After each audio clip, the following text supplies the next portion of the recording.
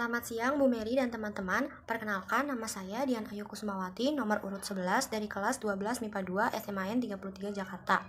Pada video kali ini, saya akan menjelaskan mengenai materi evolusi yang telah saya buat dalam bentuk rangkuman. Nah, yang pertama itu ada pengertian dari evolusi.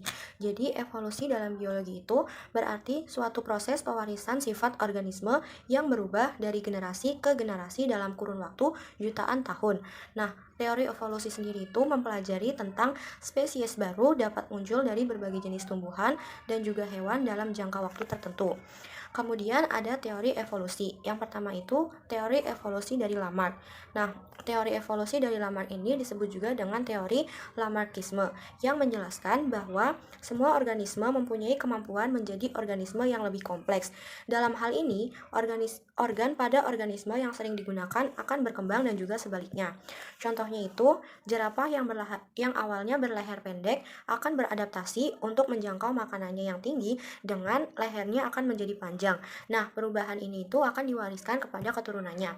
Yang kedua itu ada teori evolusi dari Charles Darwin yang mengatakan bahwa alam mengadakan seleksi terhadap seluruh makhluk hidup yang ada di dalamnya. Makhluk hidup yang mampu beradaptasi akan lestari, sedangkan yang tidak mampu beradaptasi akan punah. Nah, teori dari Darwin ini mempunyai dua pokok bahasan, yaitu yang pertama adalah spesies yang hidup sekarang itu berasal dari spesies yang telah hidup dahulu. Kemudian yang kedua itu ada evolusi menjadi atau terjadi melalui seleksi alam. Nah, yang ketiga itu ada teori evolusi dari August Weismann. Beliau mengatakan bahwa evolusi terjadi melalui seleksi alam terhadap faktor-faktor yang sifatnya itu genetis. Nah, August Weismann ini melakukan percobaan dengan menggunakan mencit atau tikus. Beliau memotong ekor tikus jantan dan juga betina, kemudian mengawinkan keduanya. Ternyata anak yang lahir adalah mencit dengan ekor yang utuh. Dari eksperimen tersebut, beliau mengambil kesimpulan bahwa perubahan sel-sel tubuh akibat pengaruh lingkungan tidak akan diturunkan kepada keturunannya. Nah, selanjutnya ada jenis-jenis evolusi. Yang pertama itu jenis evolusi berdasarkan dapat atau tidaknya organisme yang mengalami evolusi bertahan diri, yang dibagi menjadi dua, yaitu yang pertama ada evolusi progresif, di mana evolusi ini akan menghasilkan spesies yang dapat bertahan hidup atau adaptif. Dan yang kedua yaitu ada evolusi regresif, di mana evolusi ini akan menghasilkan spesies yang tidak dapat beradaptasi dengan lingkungannya sehingga memungkinkan akan punah. Selanjutnya, jenis evolusi berdasarkan hasil akhir evolusi itu dibagi menjadi dua. Yang pertama itu ada evolusi divergen, di mana evolusi ini spesiesnya itu berasal dari nenek moyang yang sama. Yang kedua ada evolusi konvergen, yaitu evolusi spesies dari kekerabatan yang jauh tetapi sifatnya sama karena adanya proses adaptasi terhadap lingkungan. Selanjutnya, jenis evolusi berdasarkan skala perubahannya. Yang pertama itu ada evolusi mikro, di mana evolusi ini itu menyebabkan perubahan pada frekuensi alel, gen ataupun genotip suatu spesies. Dan yang kedua itu ada evolusi makro, di mana evolusi ini itu menyebabkan perubahan pada tingkatan spesiesnya. Nah, selanjutnya ada mekanisme dari evolusi. Yang pertama itu ada seleksi alam. Nah, individu itu dapat beradaptasi dengan baik pada lingkungannya, akan mewariskan sifat unggul kepada generasi berikutnya. Sedangkan individu yang tidak dapat beradaptasi dengan lingkungannya, ia akan punah. Yang kedua itu ada mutasi gen. Nah, mutasi gen yang terjadi pada sel tubuh tidak akan diwariskan kepada keturunannya. Sedangkan mutasi gen yang terjadi pada sel gamet atau sel kelamin akan diwariskan kepada keturunannya. Selanjutnya ada bahwa evolusi itu ada atau bentuk dari bukti dari adanya evolusi. Yang pertama itu adalah ditemukannya fosil. Nah, fosil ini tuh merupakan sisa-sisa hewan ataupun tumbuhan yang telah punah pada beberapa tahun silam. Nah, dengan melihat fosil ini, para ilmuwan itu dapat mendapatkan suatu gambaran tentang bagaimana bentuk makhluk hidup yang hidup pada masa lampau. Yang kedua itu ada homologi. Nah, homologi itu adalah organ tubuh yang memiliki fungsi berbeda, namun strukturnya sendiri sama. Nah, semakin banyak dari persamaan struktur organ antara dua makhluk hidup, maka dapat kita ketahui bahwa semakin dekat hubungan kekerabatannya. Yang ketiga itu ada analogi. Nah, analogi ini itu adalah organ tubuh yang memiliki fungsi sama, tetapi strukturnya berbeda. Jadi, antara analogi dan homologi itu saling berbanding terbalik.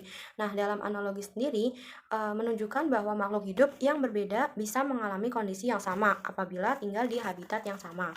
Yang keempat itu ada perbandingan embrio. Nah, pada abad ke-19, Ernest Haeckel mengemukakan teori rekapitulasi, di mana dalam teori ini menyatakan bahwa embrio-embrio mengulangi proses evolusi yang telah dialami oleh nenek moyangnya.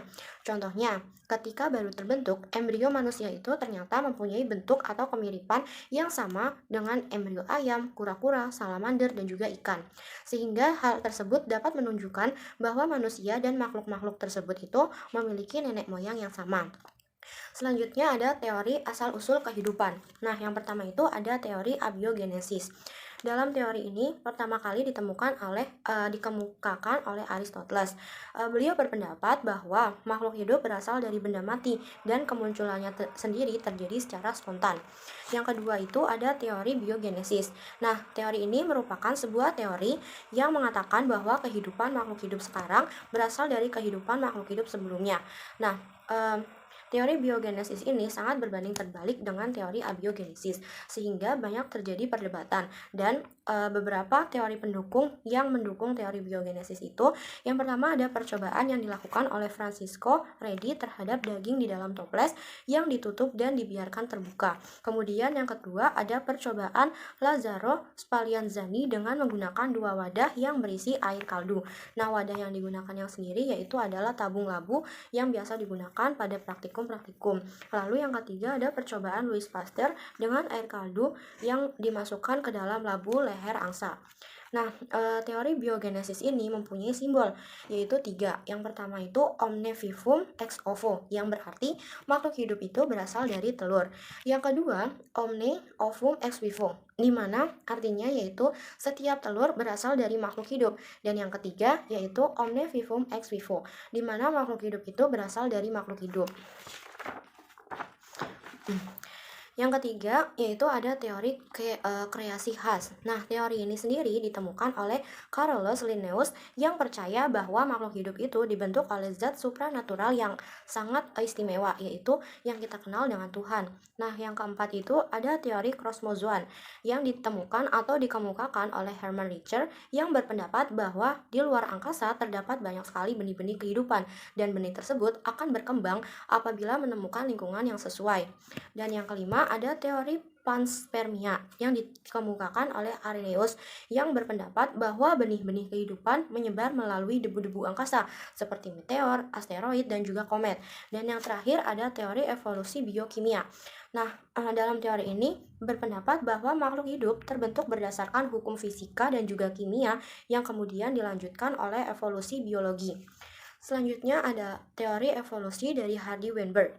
Nah, teori ini sendiri dicetuskan oleh Harold Hardy dan Wilhelm Weinberg yang ingin mengetahui bagaimana dan apakah suatu populasi itu mempunyai kecenderungan untuk berevolusi atau tidak. Nah, kemudian beliau melakukan percobaan dan penelitian yang menghasilkan dan menyimpulkan bahwa keseimbangan frekuensi gen dan alel akan selalu tetap dari generasi ke generasi apabila memenuhi beberapa syarat. Yang pertama yaitu populasinya besar. Yang kedua, populasi tidak terjadi mutasi. Yang ketiga, tidak terjadi proses seleksi alam. Yang keempat, tidak terjadi migrasi atau perpindahan. Yang kelima, perkawinan terjadi secara acak. Dan yang keenam, kemampuan bertahan hidup dan juga kemampuan bereproduksi setiap individu dalam suatu populasi itu sama. Nah, jika salah satu syarat tadi tidak terpenuhi, maka frekuensi gen dan juga alel akan berubah. Perubahan frekuensi gen dan alel tersebut merupakan indikasi awal terjadinya evolusi. Selanjutnya, untuk menghitung frekuensi alel, Hardy Weinberg membuat rumus sebagai berikut, yaitu P plus Q sama dengan 1, P kuadrat plus 2PQ plus Q kuadrat sama dengan 1, di mana P merupakan frekuensi alel dominan, Q merupakan frekuensi alel resesif, P kuadrat merupakan frekuensi genotip dominan homozigot, 2PQ merupakan frekuensi genotip heterozigot, dan Q kuadrat sama dengan frekuensi genotip homozigot resesif. Nah, mungkin itu saja yang bisa saya sampaikan mengenai evolusi. Mohon maaf apabila masih ada kekurangan. Sekian dari saya. Selamat siang.